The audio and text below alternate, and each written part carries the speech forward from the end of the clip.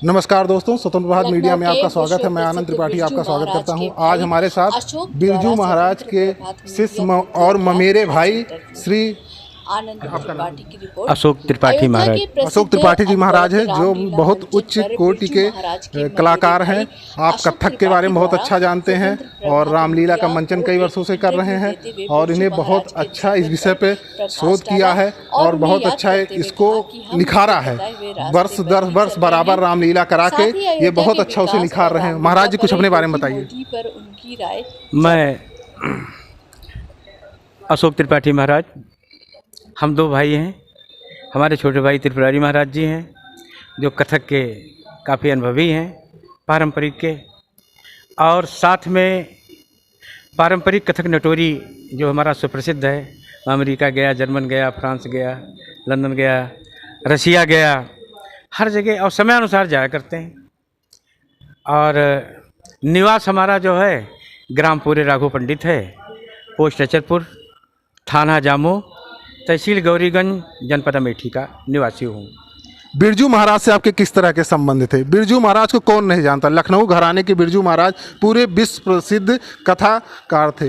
बताइए महाराज जी। महाराज जी अब तो बीच में नहीं रहे। महाराज जी 17 जनवरी 2022 में उनका स्वर्गवास हो गया। और जो है वो देश के एक गांव में उन्होंने, लखनऊ बलराम हॉस्पिटल में उनका जन्म हुआ और बहुत गरीबी से गुजरे। लेकिन एक मन, जो मन से कोई तपस्या करता है या जो मन से कोई चीज़ का स्मरण करता है तो वो छोटी ऊंचाई से ऊंची ऊंचाई पर पहुंच जाता है। वो कथक सम्राट, उन्होंने जबकि अपनी बाल अवस्था काफ़ी बचपन में, जब हमारे फूफा छोटे ही थे महाराज जी, तब वो गुजर गए थे।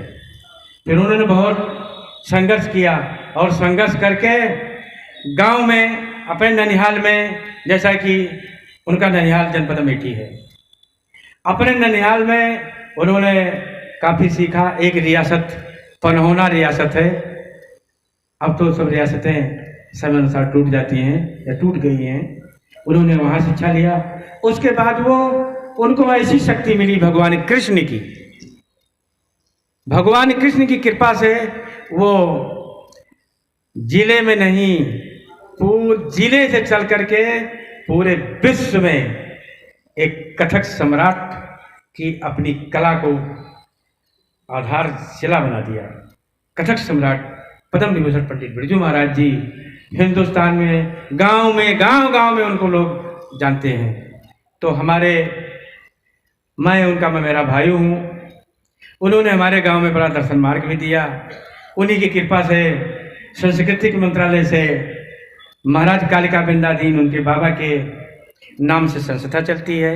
उसमें करीब 150 स्टूडेंट शिक्षा प्राप्त कर रहे हैं, कथक का भी, गायन का भी, वादन का भी और नृत्य का भी। अच्छा महाराज जी, हमने सुना है वो बहुत कम उम्र से ही कथक की शिक्षा भी देने लगे थे, मात्र 13 वर्ष से। क्या ये बात सही है? कुछ बताइए इसके बारे में। 5 साल की जब उनकी उम्र थी, तो 5 साल की उम्र में उनको भगवान कृष्ण की कृपा हुई। वो बहुत अनुभवी हो गए और जब वो 10 साल के हुए, जब वो दिल्ली पहुँचे तो दिल्ली में वो प्रशिक्षण कथक का देने लगे।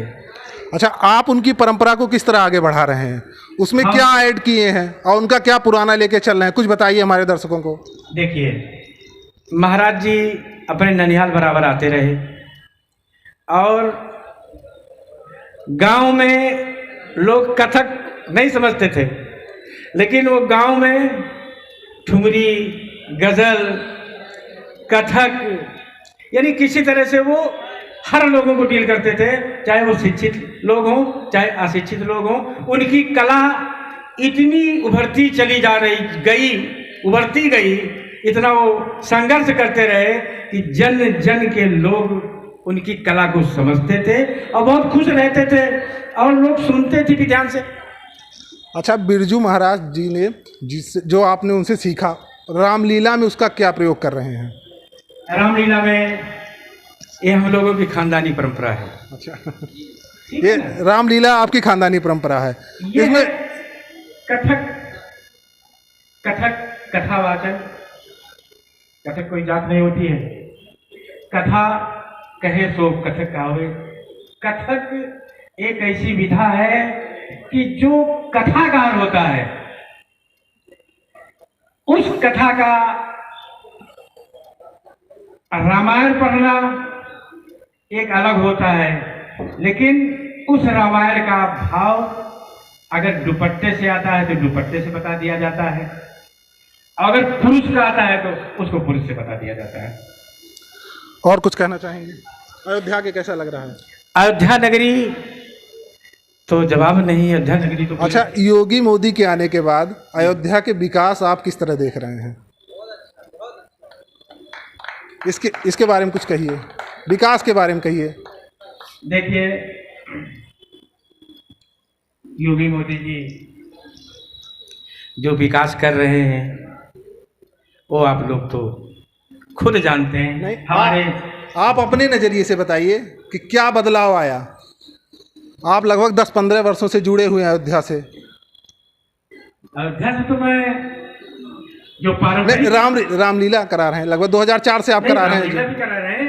और वैसे जब हम लोग छोटे छोटे थे तो पारंपरिक जो परंपरागत है, जो पारंपरिक कथक का होता है, वो कनक भवन मंदिर से हम लोग जुड़े रहे। छोटे छोटे मेरे पिताजी वगैरह आते थे। आप रामलीला का मंचन कर रहे हैं। रामलीला का मंचन मैंने यहाँ पे 2003 में रामलीला का मंचन किया था, लेकिन वहाँ किया था तुलसी स्मारक भवन में। जिस राम के नाम पे रामलीला चल रही है, वो 500 वर्ष लड़ाई लड़ने के बाद किसी तरह उनका मंदिर बन रहा है। किसको श्रेय देंगे आप? भारतीय जनता पार्टी को श्रेय देंगे कि संविधान को श्रेय देंगे? देखिए, जो प्राकृतिक संविधान है, प्राकृतिक संविधान का तो कोई उसमें डुप्लीकेट जोड़ा ही नहीं जा सकता, क्योंकि वही सोई जो राम रचना का। महाराज जी, आप राजनीतिक क्वेश्चनों से भाग रहे हैं। हम इसलिए भाग रहे हैं कि मैं कलाकार हूँ, मैं कलाकार हूँ। भगवान राम के कलाकार हैं, आप राम नगरी में हैं। और राम 500 वर्ष यहाँ लड़े हैं अपने घर के लिए। आपको बोलना है कुछ? देखिए, संघर्ष जीवन है, चाहे वो श्री राघवेंद्र सरकार रहे हो, चाहे वो मृतलोक में मानव अगर आया है, उसको भी संघर्ष करना पड़ता है। संघर्ष तो सबको करना पड़ता है। अगर भगवान राम संघर्ष न करते तो बड़े बड़े राक्षसों का बदला होता।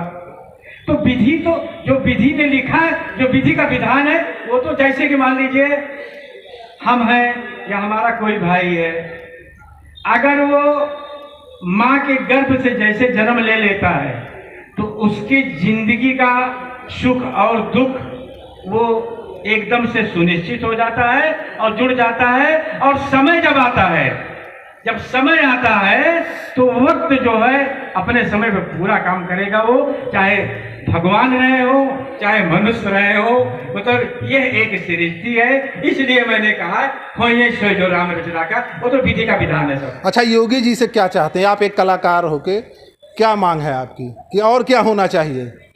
देखिए, रामलीला में क्या सुधार होना चाहिए? कलाकारों को क्या मिलना चाहिए? हम अपनी कला का यहाँ प्रस्तुति करने आए हैं, हम किसी की निंदा नहीं करने आए हैं। यहाँ निंदा की कोई बात ही नहीं, यहाँ तो तारीफ चल रही है। एक ही।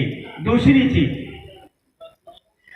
चीज हमारा ये कहना है कि माननीय योगी महाराज जी जो कर रहे हैं, आप लोग देख ही रहे हैं। अयोध्या नगरी में या अपने यूपी में विकास कर रहे हैं, या जैसा भी जो ईश्वर की प्रकृति की सब संबंध है, वो अपनी पूरी फॉर्मेलिटी कर रहे हैं। इसमें कोई बनावटी नहीं कर रहे हैं। आप खुश हैं जी? आप प्रसन्न हैं? कलाकार तो सदैव प्रसन्न रहते हैं। जो भगवान के निकट होगा, अच्छा, पहले कलाकार तो एकदम प्रसन्न रहेगा। पहले से किसी नेता से कोई मतलब नहीं है। पहले से ज्यादा प्रसन्न है? बचपन से भी खुश हूँ, आज भी खुश हूँ। कलाकारों के पास क्या लेना देना है? आप श्रेय नहीं ले दे रहे हैं। देखिए, वो प्रकृति मैंने बताई आपको। चलिए, ठीक है, बहुत बहुत धन्यवाद महाराज जी का। और हमारे दुबे भैया दोस्त अभी प्रश्न किया कि रामलीला में कलाकारों के लिए मैं ये चाहूँगा, चाहे संस्कृति विभाग हो, हमारे माननीय यशस्वी मुख्यमंत्री जी महोदय हो, कोई भी हो, लेकिन कलाकारों के बारे में सोचने के लिए अब मैं अपनी जीवन लीला बहुत चंद देर से सुनाता हूँ। सन 1974 दिसंबर में मैं भगवान की सेवा में आया हूँ। कितने वर्ष हो गए होंगे? लगभग 50 पूरे होंगे, लगभग 26। लेकिन आज तक कलाकारों के बारे में विभाग ने ये नहीं सोचा कि जो कलाकार वयोवृद्ध होते हैं इनको पेंशनर बनाना चाहिए। ये आवाज कान तक नहीं पहुंच पाती। यही हम चाहेंगे कि यहाँ से शासन से हम लोगों को पेंशन की गति बनाई जाए। यही मैं निवेदन करता हूँ माननीय मुख्यमंत्री जी। हाँ, उसका कोई मानक हो, किसी मानक के आधार पे पेंशन दिया जाए। जी हाँ। कोई विशिष्ट योग्यता, जैसे एक लंबा अरसा जिसने दिया हो। ऐसा है कि हम लोगों के पास कोई प्रमाण पत्र तो है नहीं, हम लोग वही तो सरकार जारी करेगी ना। हाँ, तब पेंशन देगी आपको। तो उसके अनुसार जब अयोध्या शोध संस्थान अयोध्या में कायम हुआ है, उसमें मैं कलाकार रह चुका हूँ। ठीक ठीक ठीक है। ठीक है।